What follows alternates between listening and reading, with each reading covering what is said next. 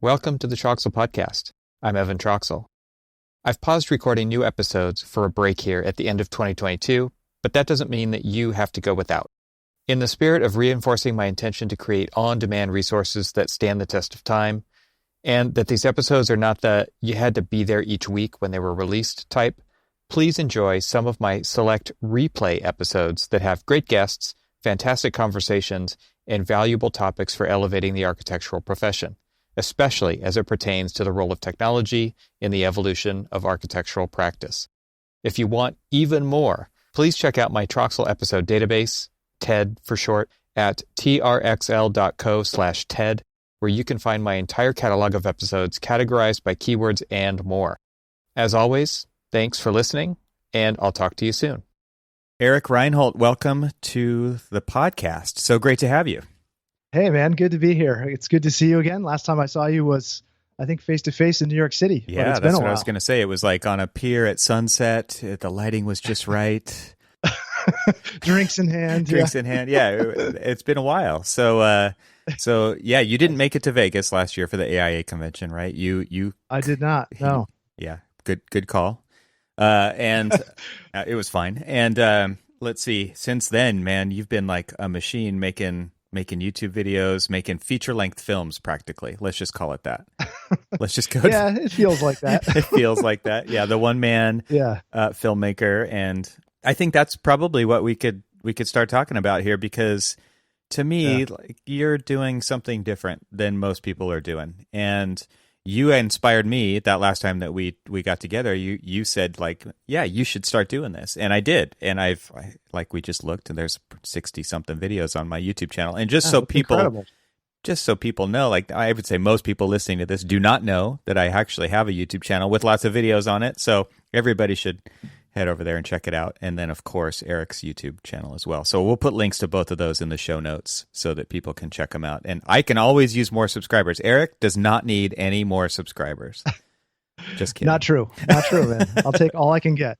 Yeah. So if you like what you hear here in this show, like that, you can get more of it, and you can get a visual background to go with it. And I think it would be cool to see some familiar listeners on YouTube. For those of you who do frequent the YouTube, that'd be great to see you guys over there. So Eric, tell us about like this process that, and I think even more interesting is like, how did you decide to go down this road with YouTube? And because as far as like technology and architecture go, did anybody see YouTube as a part of that equation? I think people are starting to actually, given the current situation, realize that, especially as online learning platforms are sort of exploding in this time, people are starting to recognize that YouTube, it's been there since 2010? It's been there a long time. Yep. And, now it is a force that is becoming part of our own kids' education system. My kids spend a lot more time on YouTube than they do watching television. So that's certainly been a generational shift there. But, in terms of how it relates to the architectural field, I don't think people initially saw YouTube as being very viable, but I really approached it, I got sort of pulled into it because I saw it as an opportunity to stand out and be a little bit different from what other people were doing. Right. And primarily, I saw it as a means for marketing myself. Yeah. I thought, well, where am I going to head that's actually more difficult? Like, what work can I do that is more difficult, that has more friction to it than what other people are doing? Because I figured I'm going to be competing with far fewer people if I head there than if I go the traditional route of sort of publishing or, starting a blog. That was fairly common when I was starting my business in 2013. But to be honest, I had no idea where it would go, and I've really treated everything in this business as an experiment. And so it was one of many experiments that I was running, and I really treated it initially as a way to make money, which is maybe all people approach YouTube in this way. I approached it pretty naively, thinking, well, if I get a ton of subscribers, I'll make a ton of money from advertising revenue. And the fact is, yes, you can make a substantial amount of money from advertising revenue, but it's not where the bulk of the revenue can come from when you're running a YouTube channel. And I think, as it applies to architecture firms, it's a way to, you're finding this with your YouTube channel, I presume, is that it's a way to reach audiences that you didn't have a means of reaching before. Yeah. And it's a huge search engine. And it's just, I'm incredibly blown away by the traffic that I get to my website and the inquiries that I get for my business, just given videos that are, 4 or 5 years old, like things I threw up thinking, what's going to happen with this, and that's good and bad because, when I first started the channel, the content I was making, I would consider to be garbage. And I've left up some of those videos just as a reminder of how far you can come. Oh yeah. As you're putting in effort. I mean, I'm sure as you look back through your videos, you can see that, right? Totally. And the podcast from Archispeak as well, being 8 years old. Oh man, like people say, I went back to episode 1 and started there. And it's like, oh man, I am so sorry. You should not do that to yourself. But it is a good reminder. It really is. Like, it's like, these are marks in time. The internet doesn't forget. Even if you did take it down, somebody's got it. Somebody downloaded it. They've got it on their hard drive somewhere. They could pull it back up and they could be like, but it is also kind of great to see how far things have progressed and how far you have progressed as a storyteller, a cinematographer, with composition, with lighting, with color grading, with all of those things, with the way that you edit, the way that you tell a story, the pacing. There's so many aspects to this that, in some ways, they are kind of architectural skills, but in some ways they aren't, right? It is a different medium. But I think to me, that's what's so interesting about, especially the work that you're doing, is the way you choose to present and tell a story about whatever the topic is that you've decided to tackle. And that, to me, is a design problem in itself. And I think these are some of the more interesting design problems that can be tackled in a shorter amount of time than a typical architectural project, right? Years. Yeah, exactly. It's a great creative outlet. That's the best. I mean, I didn't start there, but I certainly came to this point. I mean, in 2017, the channel had a pretty big shift because I actually hired somebody to help teach me about filmmaking. Like, I spent a bunch of money and I made this short film, and I hired a story writer, a story editor, and so all of these things started clicking, and that's the point where all these doors started opening. That I discovered color grading and the value of a narrative arc in a piece, and then it's like studying shots and composition and lighting, and it's like it's never ending. And although I didn't start there, to me that has been such a richly rewarding thing. And as you point out, making architecture, it takes years, and I wanted something that was much more immediate and something that was tangible. And also, working as a solo operator, there are a limited number of projects I'm going to do in my life. And I love doing houses. I love designing and working with people on an individual basis. But there's very little architecture I'm going to produce in the world. So, when I found the YouTube channel as this creative outlet and I started using it almost as a teaching tool, I sort of traded that portfolio of work for one of impact. And I feel like that wasn't something I could have planned out in 2013 either. I wasn't starting this with like this big vision of like, oh, one day I'm going to have 600,000 subscribers or 1,000,000 subscribers and I'll be making a ton of money and this will be a separate business and I'll be teaching all these people. I really kind of discovered that along the way. And I think it's very similar to the design process. We start off with an idea and we iterate on that idea and we find out what's working and what's not working. And we continually are evolving and making it better. And that's really how I see this channel. As you said, it's like another creative outlet. And it's also a different lens to look at practice through.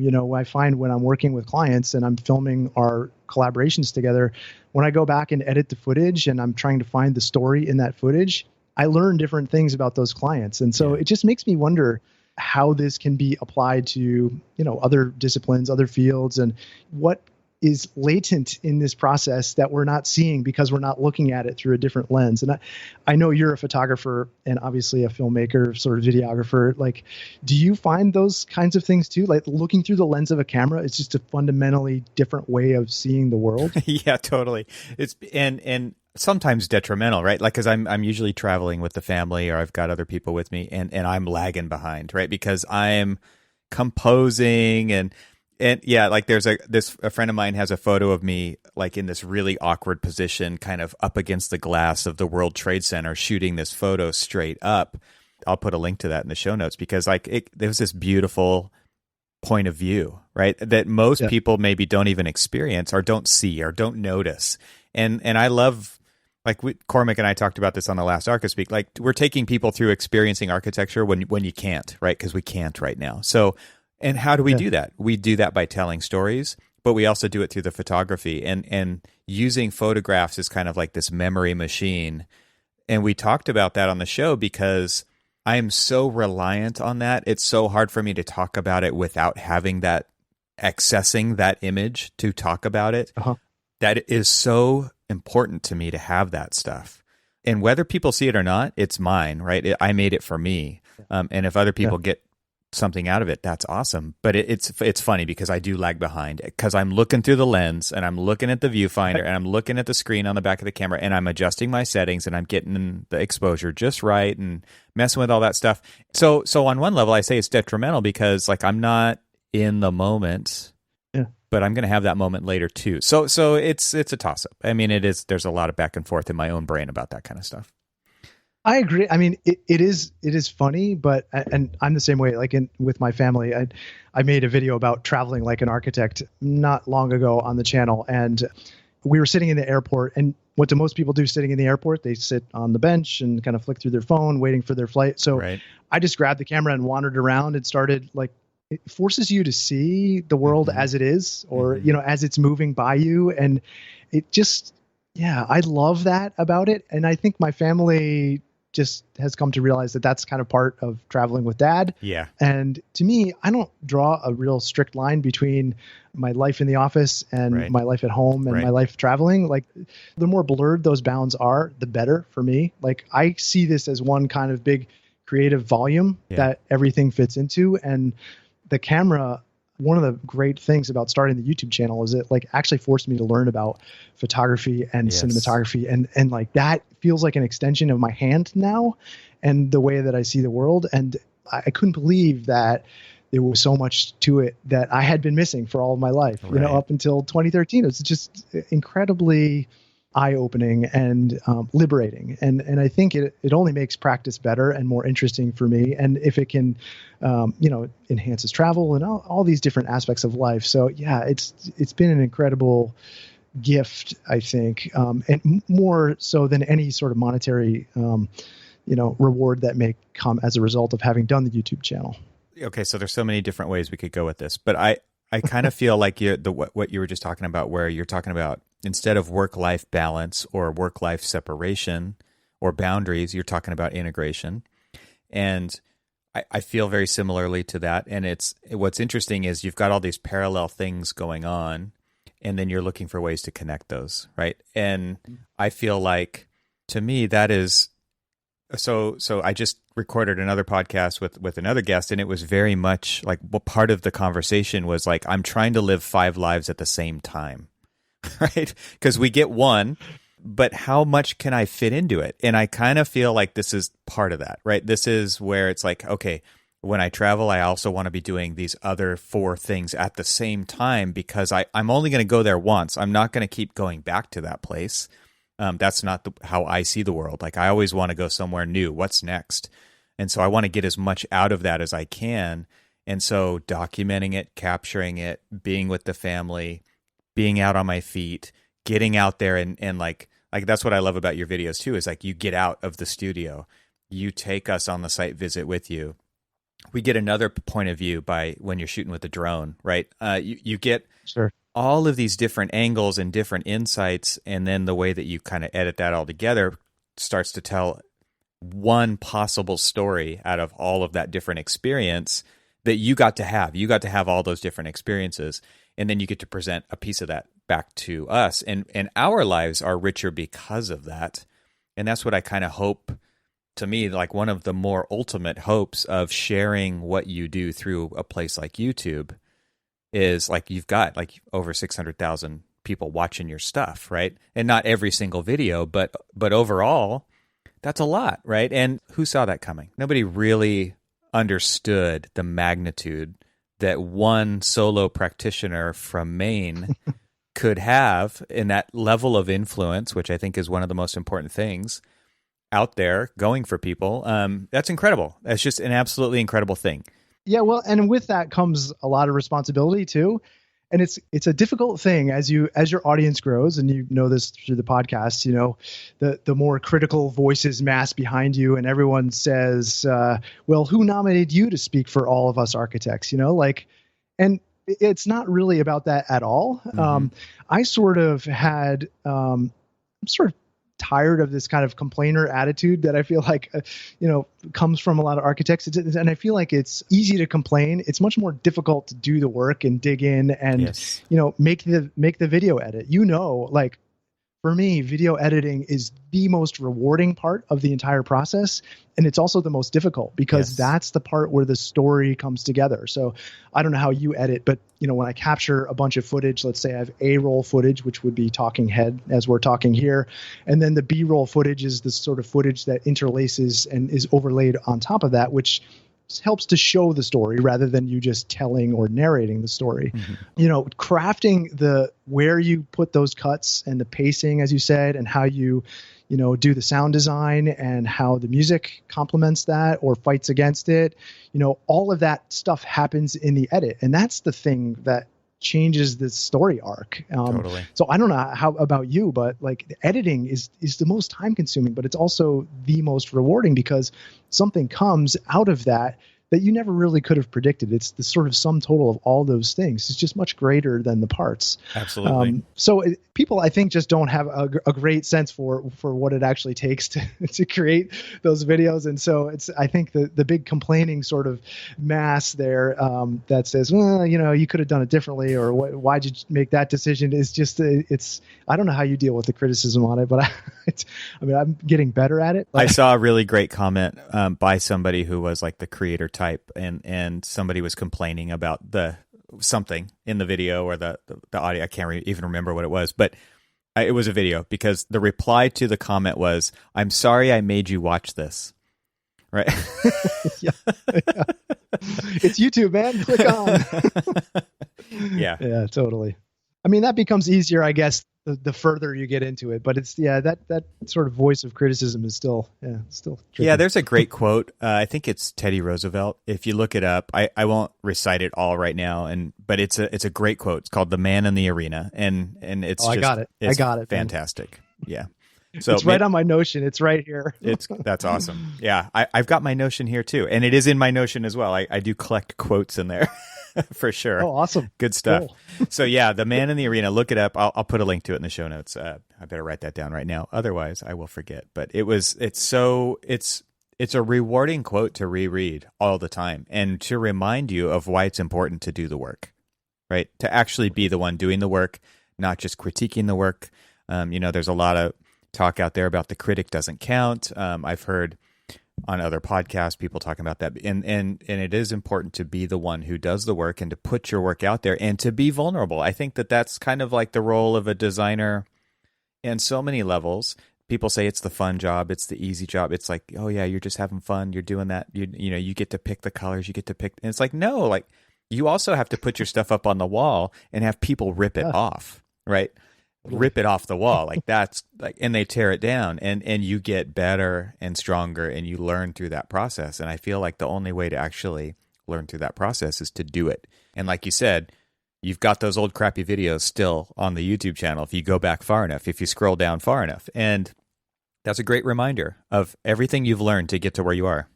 There's also this idea of separating yourself from the art, and I've really tried to kind of make peace with this idea that what I make is a piece of work that sits out there in the world, mm-hmm. and it is its own thing that is not connected to me. It doesn't say anything about who I am necessarily. It is a sort of snapshot, a point in time, and it's an object that is subject to critique and praise and all the other things that putting a work out, architecture is no different, but that has no sort of reflection on me necessarily, and that I can keep marching on. That is something that I dropped off over here and I'm moving over here. And so that's kind of how I've been making peace with it lately. But yeah, it's always kind of hovering there in the back of your mind. And, there's that, the resistance of like, I want to put this out there, but man, I know some people are going to hate it, and like you said, you're exposing yourself to that. But man, I tell you, as you get more followers, I feel like sometimes that resistance pokes its head up in a really insidious way that keeps you from making things. You want to kind of stay safe and like, well, if I put this out there and I get a ton of hate because I got a ton of followers, that doesn't feel very good at all. Right. And so that sometimes that resistance can kind of creep up just as that audience kind of creeps up. So that's been kind of an unexpected challenge for me too. Take us back before YouTube. Where did you really started? And I think the first time we ever talked was about, because I was going to write a book and you had already written a couple books. Is that where it started for you with this kind of entrepreneurial stuff, side gigs on top of the architecture? Yeah, about that time it was, I was starting a firm here. I work in a pretty remote part of the country. So, there's a good part of the year where clients just aren't visiting or inquiring. And I was starting a new firm. I was, I had experience, but when you compare my experience to all the people in my neighborhood, their experience, if you want to build a $2 million house, where are you going to go spend your $2 million? Probably with someone who's about 10 or 15 years older than I am. So really it was born out of need, this kind of entrepreneurial guesswork. And so I thought, I'm going to try a whole bunch of different things, writing, blog posts. I started writing for House, and I started making videos, started kind of making products. I actually was selling some sort of rudimentary products early on and just trying a whole bunch of different things. And one of the things that I stumbled upon was sort of writing for House. Now, I don't like House at all. I have a real aversion to House, especially now, but it helped me become a better writer. So I teamed up with this sort of editor at House, and they paid me a per article fee of something like $75. It was something ridiculously stupid. And I set out to write the best possible article I could at the time. And working with this editor, he helped make me a better writer. And I started writing this series just to kind of scratch my own itch. So I was trying to figure out how to start a firm and all the things I needed to start a firm. And so I just ended up writing this series on House, and they ended up publishing it to their pretty big list. I think they had email list of like 16 million people. And those posts turned into my first book. Okay. And all I did was, it was this idea of like documenting everything while you're creating it. Yeah. As I learned these lessons, now I'm just going to write it all down. And that eventually formed my first book, Architect and Entrepreneur. And then while I was writing that, I was doing other experiments. I started making plan sets and trying to figure out ways that I could split the business in two so that I could have kind of a product side to the business and then a services side, because I realized as a one-man show, when I started this practice, I was taking on 5-6 projects at a time. Like when you have 5 projects at a time, you have no time to do anything else. Right. You have 5 clients, 5 contractors and budgets and all those things, kind of like this giant weight. And I think a lot of sole practitioners feel that way when they first start out. And so I realized there's no way I can work with 5 different clients. I have to find a different system. I still want to work with clients because I still like making architecture, but I have to find a different way to do it. And so that was really the birth of this kind of okay, what other entrepreneurial pursuits can I combine with this practice to make it a sort of total creative life, because I didn't want to work with 5 clients at a time. It was way too stressful. And I also wanted to find a way to kind of, when you're trading time for dollars, it doesn't scale, right? So I wanted to find a way to make something once and then sell it multiple times. And, I think I've found a pretty good balance of, at this point now, working with like 1 or 2 clients at a time. And then the other sort of product side of the business is built on, the interactions and the products that sort of design process spins off. So, working with a client, and I'm sure you have this in your professional work, is that there's all this new information that you have to research. There's not only building codes, but building science, and there's all this technology, all this stuff that hovers around the orbit of just the practice of architecture. Well, that can spin off all this information. And to me, that is the sort of heart of entrepreneurship is really taking sources and turning them into resources. So the source in my business is really the kind of client service side, which is very small. It's kind of this real crucible.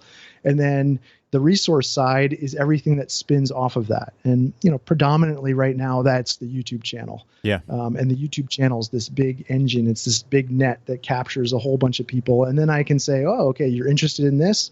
well, I have a resource for you here. And maybe that's, showing you what products I'm using to make videos. Or if you're interested in designing your home and can't afford an architect, here's a plan set. So all of these resources sort of sustain that kind of life. And then, everything else that I decide to kind of plug into that, because like you, I have a whole series of passing interests and hobbies, and I want all of that to be part of my creative life. I don't want to just be like fighting with a contractor and a client all the time about a budget. Not interesting to me. Right. I want to find the one client who is willing to participate in this process in a way that budgets are kind of secondary to things, and that's a special kind of client that doesn't come along every day. Right.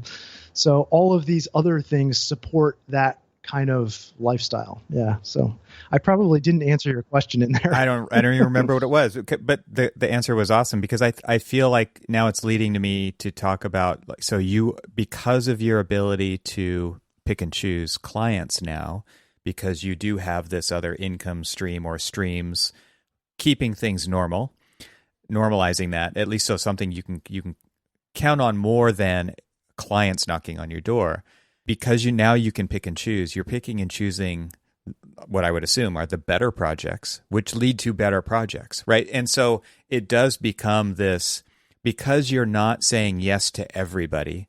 You're not trying to be everything to everybody and basically diversify the life out of your creative thinking. You can focus, and that leads to other better, I would think, projects. It totally does. And a good example is this.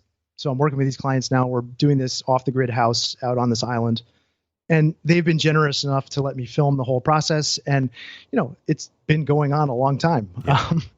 And, if this were any normal project, I wouldn't be able to sustain myself on an extended time period like that. Right. But because there's all this content that's spinning off of that, and because, they're willing to share this process so openly, it says to other clients who want to do a similar thing, like, oh, wow, this actually looks fun. Yes. Like, this isn't the adversarial process that I've heard about before. Right. This can be engaging and democratic and enjoyable. And inclusive.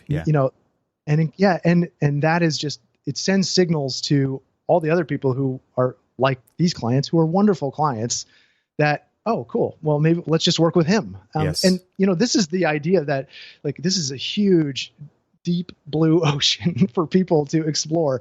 I'm not the only residential architect out there, nor should I be on YouTube. I want a ton of other voices, because I'm not suited to work with everybody. I don't have the time to work with everybody. Right. So I hope it's inspiration, at least, to other architects, that, like, this is totally possible. And it's actually a really great way of triaging clients, because by the time, I don't have meetings anymore where people come to the office and say, so, show me your portfolio, prove to me you can do this job. Like, you don't need to. You should. They want to get on the wait list. And so that's what people are trying to do. So with their practices, I feel like, rather than really having this heavy marketing focus, like, if you can make this content while you're working with people and exposing your design process, just sort of laying it bare, much like you're sharing all these thoughts and ideas on the podcast, like, people love that. Yeah. Like, nobody's doing it. Yeah. They just they'll eat it up. And it's a pretty great way of finding clients without, just by sort of capitalizing on the byproducts of what you're already doing. Like, I'm already designing a set of elevations. If I just put a camera above my desk and film the process and just kind of casually talk about how I'm doing it, like, people love that. Yes. And not only clients, but also people who are interested in architecture. There's a ton of people who are architecture junkies and nerds that will probably never work with an architect. And so I've made a lot of really great connections this way too. So people that will never be clients. Yeah, it's interesting how you've kind of master planned this opportunity machine here. And to me, like, that's what really sets it apart or makes it interesting, is that you've created, just by documenting, right? Like Gary Vaynerchuk says, like, document it, just document it and put it out there, right? Document everything. Yep. And I feel like by doing that, especially with architecture, which is very much like a here and there, like, we go there, we present it, we talk about it, but then we take it back here and we do the work. And then we go back and we show just the pretty pictures, right? Not the process.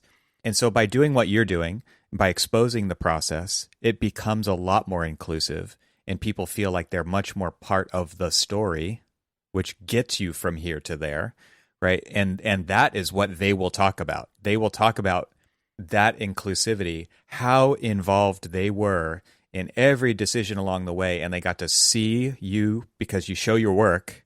Just like grade school, show your work on math, right? Show your work. Teacher's always telling you to show your work. But then architecture very much becomes I'm going to do this in the secret lab in the black box, and then I'm just going to show you the pretty pictures at the end. And to me, I think what makes reality shows, what makes podcasts, what makes YouTube channels so interesting is people are looking under the hood at how all of this actually gets made, gets produced, and they like that, whether it's what they do or not, right? Usually it's what they don't do because it's removing them from what they do every day. And it's a little bit of an escape, but it's so interesting to them. And that's what they want to see. And so like you've capitalized on that. You kind of came up with a master plan that also allows you to still be creative during that whole time and spin resources out of these sources. That's super cool. So this is the master class right here. This is awesome. But it wasn't a master plan. That's the thing. I mean, I think I've arrived there, and it's easy to look with hindsight and say, yeah, totally. Oh yeah, this feels like perfectly crafted. And I look forward to, 5 years from now, looking back on the decisions I'm making today and to see, where it's headed, because there's some luck there for sure. There's some luck. Yeah. The timing and I mean, but also craft, and you have to, I think, care about making things. And I mean, you're like this, right? Your audio is on point, like your graphics and your visuals, like it's all comes together. It's all sort of contribute to this space. And to me, that's the thing that makes it enjoyable, to get all that stuff right. And there's always a way to make it better. So, yeah. Yeah, I think it was Steve Jobs. Let's throw another quote out there. I think he's the one who said, hindsight, that it's easy to connect the dots looking backwards, but it's practically impossible to do that looking forward. So you just have to put stuff out there that is of the quality, the nature that you are willing to like dedicate the time to do to make it the best that you can in the amount of time that you have to do it, right? You can't just keep tweaking it forever, because the editing process, back to that, like you could just edit forever, right? Yes, you could. And I spend too much time that's definitely a flaw of mine. That's hard to. Yeah, it's hard to get beyond that. Perfectionism is tough. Yeah. I mean, not being able to see where you're going is exciting, and that's part of the interest. Like, I also couldn't have predicted all the opportunities that have come because of this, and I think that's part of this.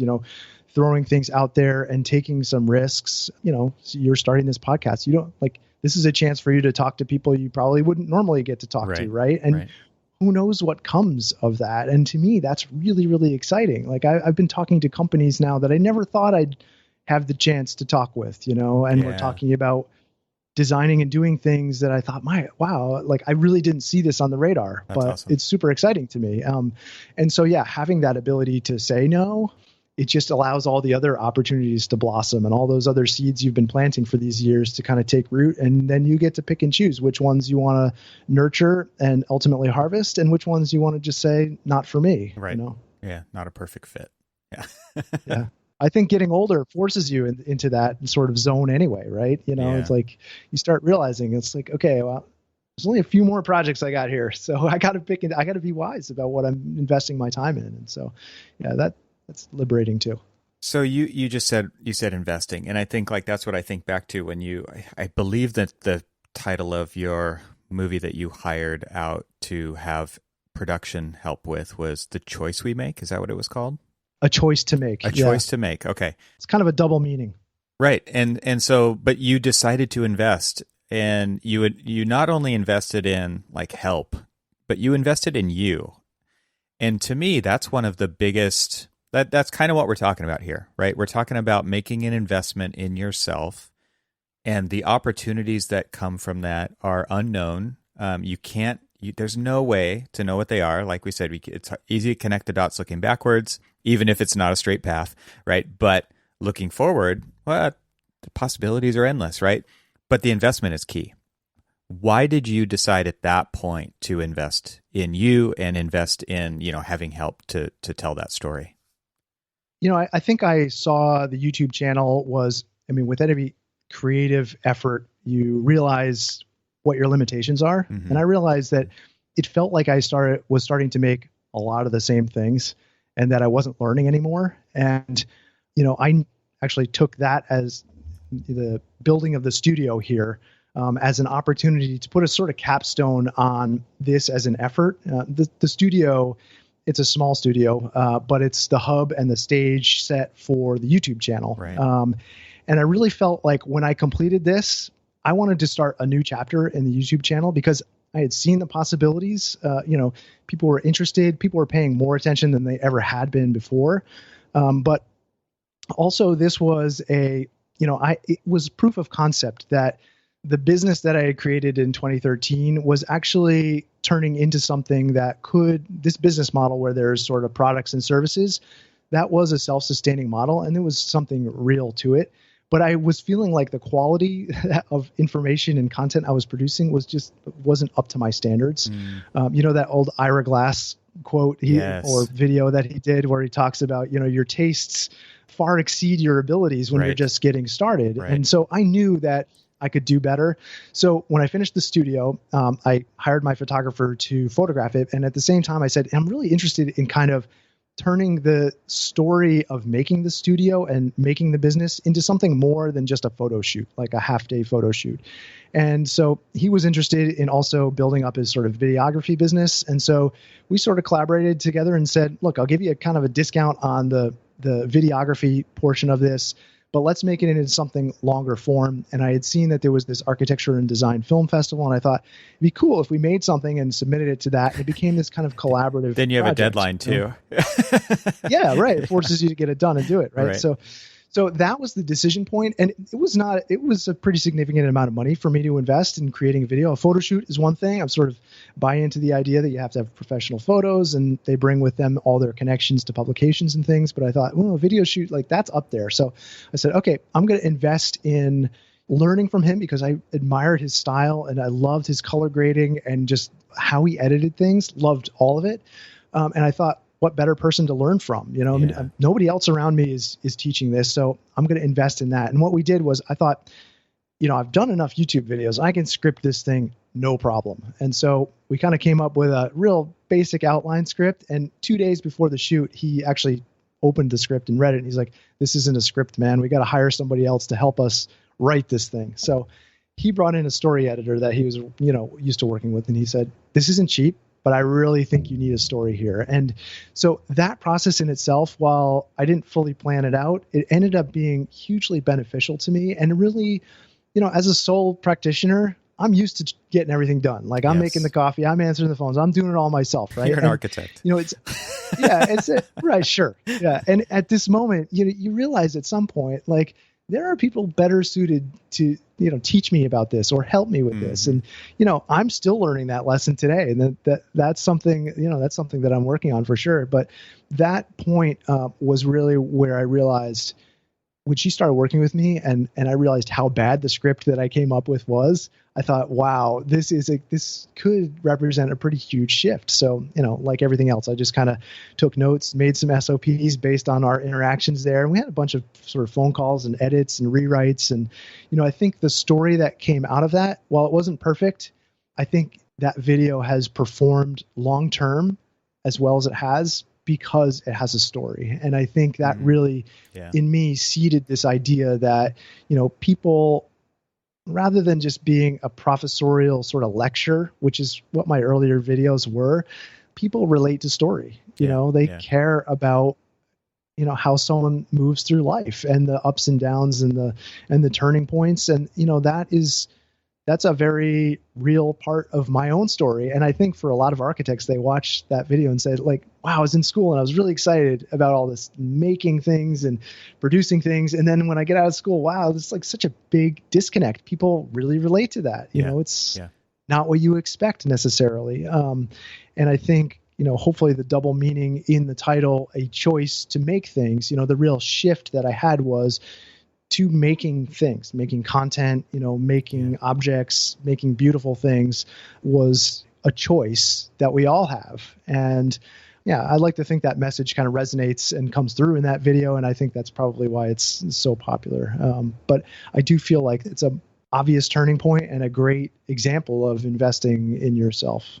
That's a great story. I mean, it's a great kind of behind the scenes story of the actual story. It's really, I think that has the potential to have huge impact on people, right? Because it takes a different perspective to just realize that option is available to so many people. And I think a lot of times on this show, we talk about software, we talk about technology. Like those are things too. Those are things people choose to make, and they choose to go into that line of work. And so like a lot of things you're making are digital. You know, they're like the digital version of the magazine articles that people flip through, and you know, maybe they've got it on in the background. Maybe they're paying really close attention to the color grading and the cutting of the edit and all that kind of stuff. You never know who's watching it and why they're watching it and what they're going to get out of it.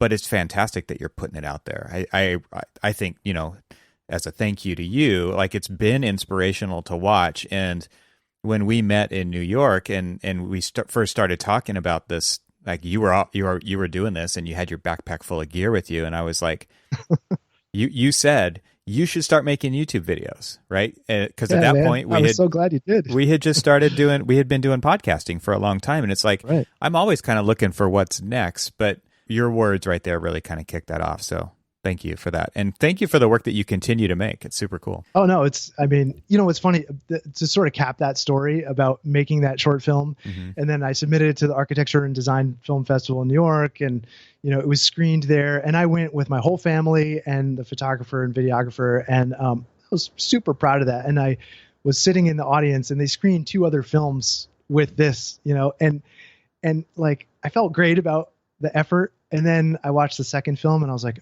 oh wow. Another level. This is so much better. And then I watched the third one. I was like, oh, I just kind of sinking in my seat. So I think there's, you know, it was a great lesson for me it's humbling. I mean, you're never as good or as bad as they say you are, is that kind of expression. And I think, you know, that's really how I see this. It's a continuum of work, you know, and I'm sure you see this for you, and that like seeking tools out and software and technology and all of these things.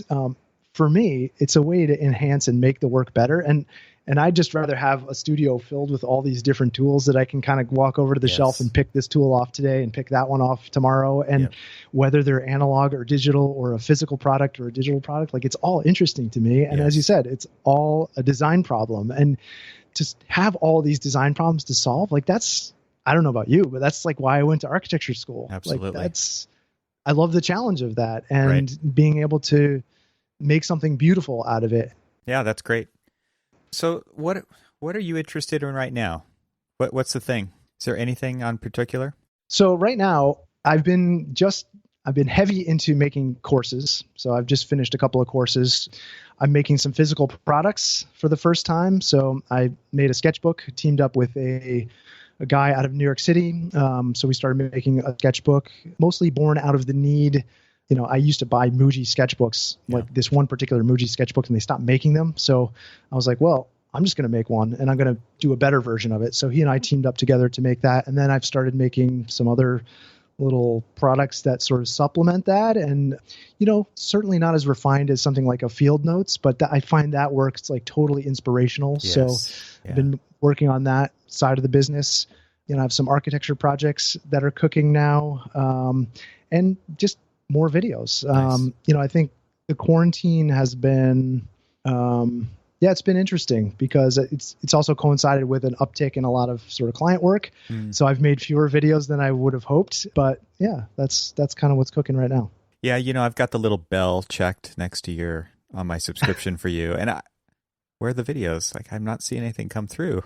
I know, man. I'm trying. I got one coming this week, but man, it's hard. It is hard. It's very, and I've been, you know, I got in this streak where I was like, well, if I'm going to release a video a month, it probably ought to be a substantial meaty video. So it's like 20+ minute videos, and those are long. Obviously, they take a while to make.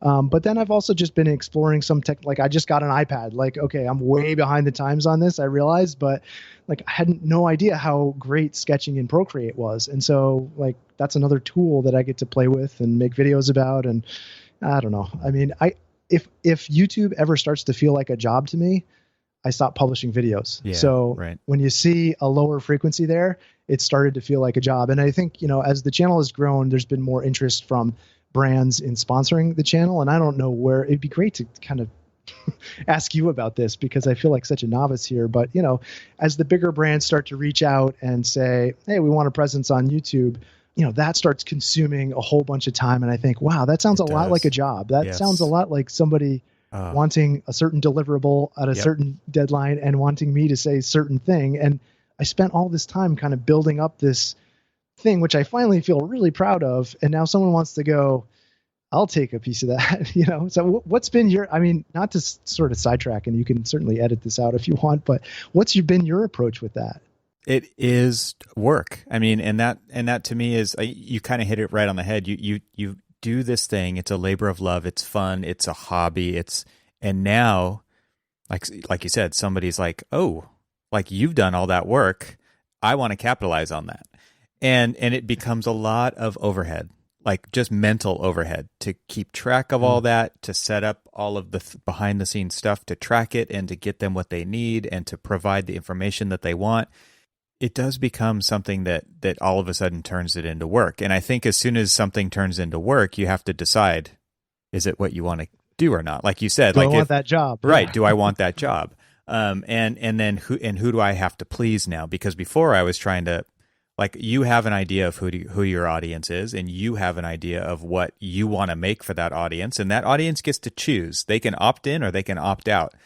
And as soon as you add another gear to that machine that has leverage, that's where things get difficult, I think. And so, yeah, I don't necessarily have an answer, but I will say that it doesn't make things easier. I definitely don't think it makes things easier.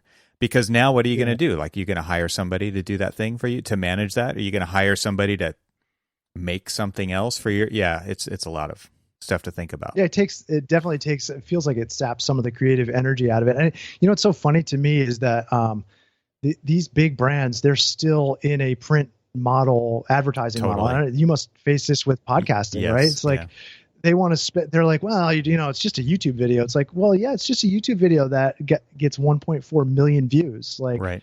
I'm talking to a pretty big brand right now, and like, we're looking at some of the videos that are around this content that they want to make. And I'm like, so the last time you advertised in a print magazine and you paid $20,000 for that quarter page ad to run for 3 months, because you can't pay any less, how many people looked at that ad? Can you show me the metrics on that? Right. But meanwhile, they want to say, like, well, we want to see your conversions and like audience and like all uptake and all this stuff. It's like, well, show me that for the magazine, man. Like, how do you know your money's being spent and viewed on the magazine sitting in a restroom somewhere if somebody even opened to that page? So it's like, yeah, it's really interesting to me. And it just actually makes me want to hold out even longer. Yeah. Just wait until subscribers are like, 1 million, and then we can have a different conversation. But okay, we'll finish up here. And I love to ask everybody who comes on the show, and maybe, like, the conversation's been amazing. So thank you so much. I think would love to continue it sometime for sure. Great. Yeah, anytime. I would love it if you could share something that you do personally, like what I would consider like a personal hack. Is there something that you do to help yourself perform better? Whether that's tech or analog, digital, physical, I don't know. It could be anything. Just pick something. And like, what do you do? What gets Eric motivated and to push harder than normal? Yeah, so one of my favorite directors, Werner Herzog, I took one of his master classes not long ago, and he has this thing which I've kind of borrowed. So before he sits down he does all of his scripting and screenplays, so he does it all himself.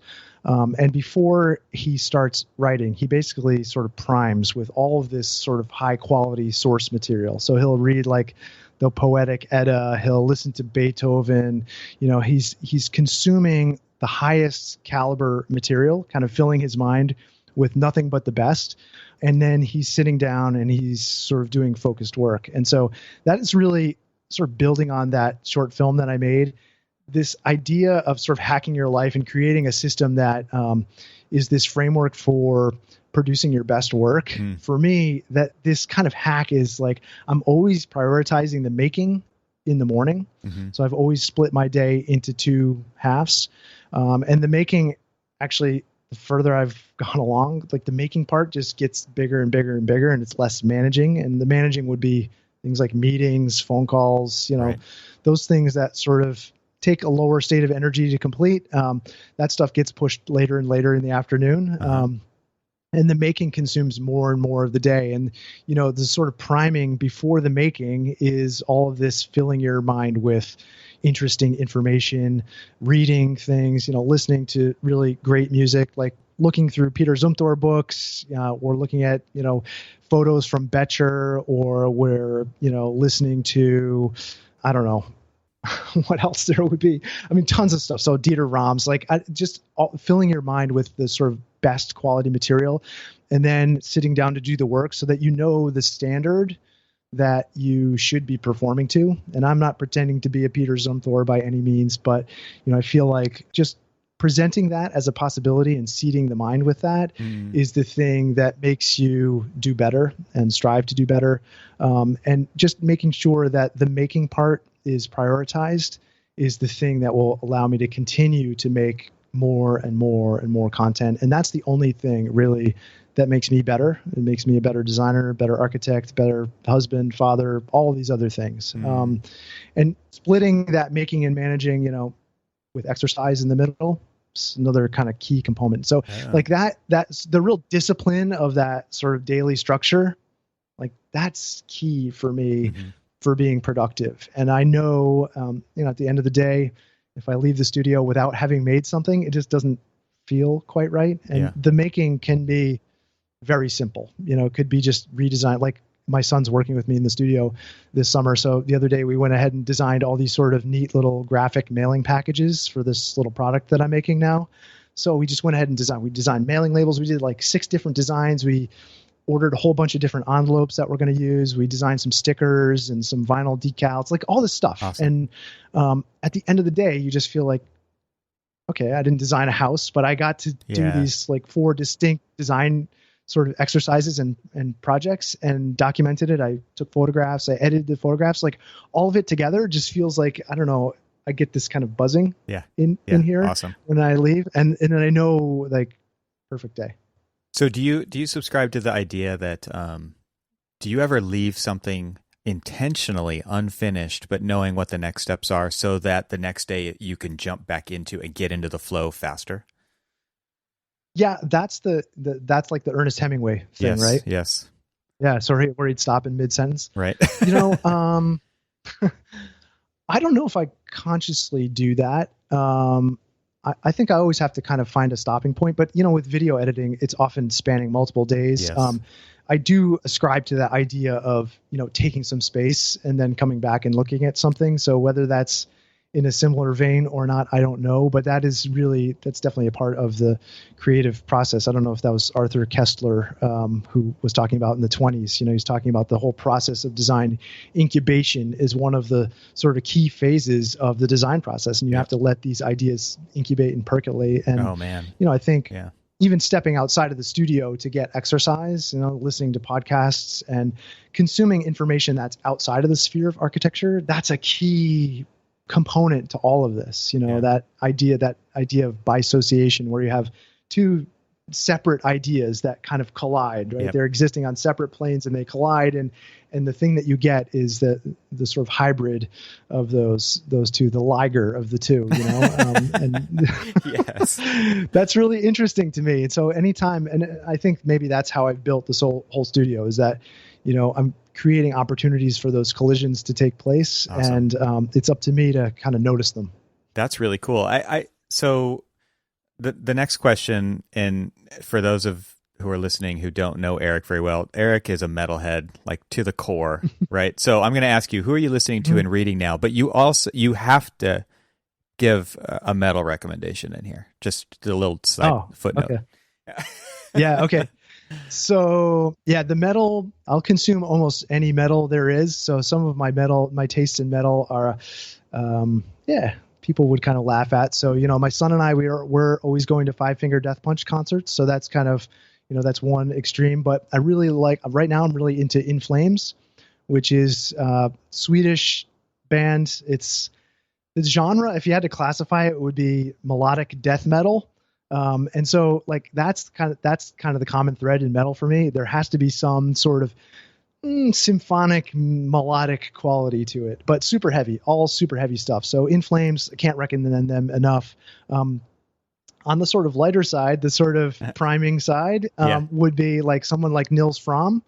Love his stuff. It's kind of like a fusion of classical piano and synth. And it's, he has this kind of really percussive introduction in there. So he's like oftentimes hitting strings with mallets and things. So, but for me, that's a really great working piece of music. So if I'm really trying to focus on something, I'll put that on repeat and I'll listen to it like Tim Ferriss style, like for 8 hours, and just be completely fine with that.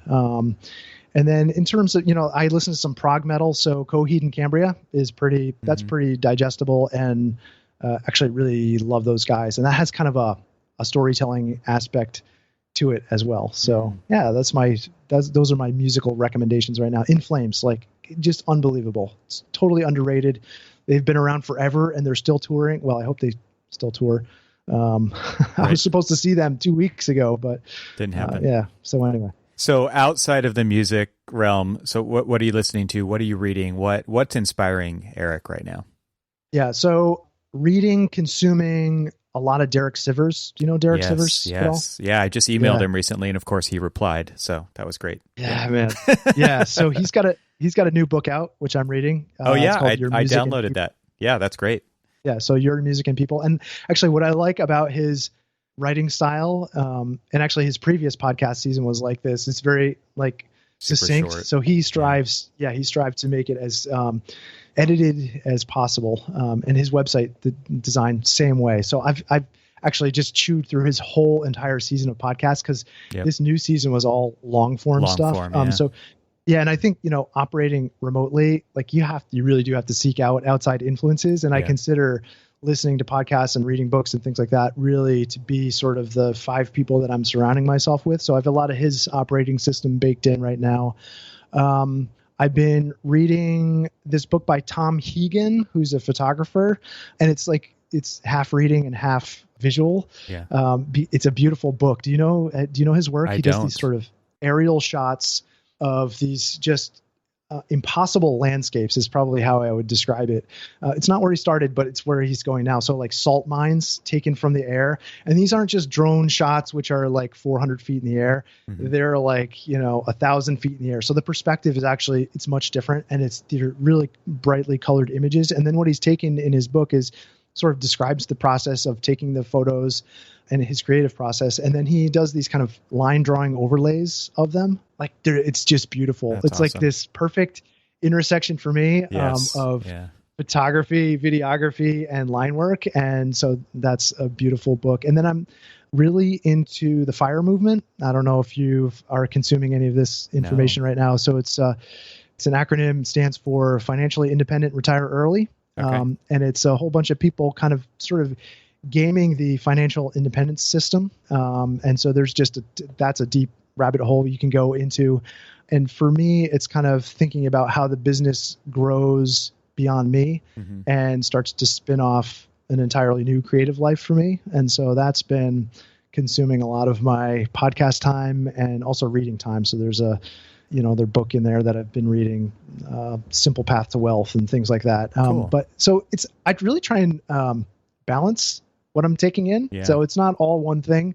It's really sampled from a lot of different places. And yeah, in terms of film, The Mandalorian, to me, I really do. I don't know if you ever caught any of the behind the scenes on The Mandalorian, or if you're even a Star Wars fan. Yeah. Like the gallery and the space they created, like the technology that's, my God. It's mind blowing. It is. Next level. Is so cool. I mean, I've always been a huge fan of ILM and this, Industrial Light and Magic, and what the stuff that they're doing specifically with The Mandalorian and that 360 degree LED, so they get automatic reflections and environments and lighting, and it's all done with real-time renderers so that, they can match the camera moves. It's incredible stuff. So if anybody gets a chance to watch the behind the scenes, it's great. I mean, it's so full of great information and tidbits. And I'm working my way through that right now.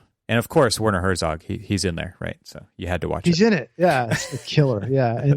And I just finished, speaking of ILM, Adam Savage's book. Have you seen that book? Every Tool's a Hammer? Every Tool's a Hammer. Yeah. I've only seen it. I haven't read it. Yeah, it's great. It's like, if you're a maker, and I know you're a maker, you'd love that book because he just talks about that process. I mean, as a kid, I always thought like that was one of my dream jobs, was to be a model maker for Star Wars, to build all the greebles on the, and he actually went and did it. And so it's a fascinating read, and also a deep dive into how far you can take the creative process and what you can do with it. Like, it's just, that's cool. Really empowering book. I have to share my story of my email of Derek Sivers real quick, because there will never be another chance to do this. So back in 2006, when I was actively in a band, of course, CD Baby was like the only way to get your disc outside of the local record stores, and Derek Sivers started CD Baby. And back then, you would send a box of, I don't know, 5 or 10 CDs to CD Baby, and they would scan one of them, right? They would actually just pull the jacket out and scan it, and that became your ticket to getting your album on iTunes, which was then digital distribution, right? They scanned ours crooked. And so I emailed Derek the other day, because he emails and he says on his podcast, like, I respond to everybody. And I've emailed him several times throughout the years, and he has always responded. So I just sent him that note. I'm like, hey, man, it's so funny because when, even though I didn't like it at the time, I love it now. I love that every time my band's album shows up on Apple Music or Amazon Prime or Spotify or YouTube, like anywhere you look up System Kid, you will see this little white acute triangle in the upper right-hand corner, because that's the scanner flatbed background, right? And I was awesome. So I really hated it at the time, but I love it now. And he says, I'm so sorry we scanned it crooked, but I'm glad you're happy. That's so great, man. That's funny. Fantastic. Anyway, I didn't realize that your band had you were releasing albums and everything. That's incredible. Yeah, I try to do a little bit of everything. That's why I said I'm trying to live all the lives. Yeah. Are you still playing, or no? The guitars, there's a guitar here in the corner. I know maybe you can't see it. It's like a 1938 Martin. It's super old. So there's guitars hanging on the wall, because then I can just easily pick them off and play them, right? No, it doesn't happen. It's happened a few times. I'm looking at 3 right now, too.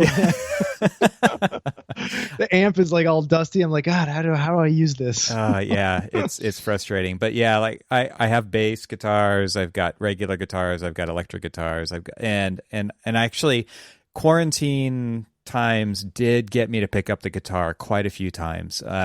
So I was really happy about that. I actually wrote that down intentionally. Like, what am I going to do during this time? I'm going to pick up the guitar again. And I started playing, but it's already tapered back off. So, do you know what's incredible? I saw the other day, Lamb of God did this sort of, you see the classic Zoom. Yeah. Lamb of God's Zoom is like the 4 quadrants, and Randy Blythe is in his closet, like screaming his face off, and the drummer's in his living room with this giant kit. I'm like, my God, to be their neighbors would be incredible.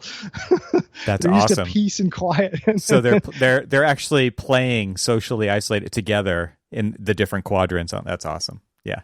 You got it. Yeah, they're each in their house. Randy's in his closet. I just thought that was so great. Yeah. That is great. Incredible. Not your traditional Zoom. I bet your Zooms don't look like that. Yeah, life goals right there. Just pick that mic up and scream into it sometime, man. You got to do it. That would be awesome. Yeah. I don't think it would surprise anybody. Yeah, just kidding. No. Yeah. All right. So final question, man. And thank you so much for taking the time to hang out today. It's been awesome. Is just, where can people find out more about you? Go along this journey with you. I think that's probably a more appropriate way to put it. Yeah. I appreciate the time, man. It's been great chatting with you, and really feel a lot of camaraderie here. I love what you're doing with the podcast. So thanks for having me on. Everyone can find what I'm up to on 30by40.com. That's all spelled out. And if you go to 30by40.com/YouTube, it'll take you right to my channel. So if you're interested in seeing some of the latest videos, I'm going to have one up soon. So awesome. The dry spell will have ended. Thanks for your time, man. This has been awesome. Yeah, thank you. Talk to you soon. Right on.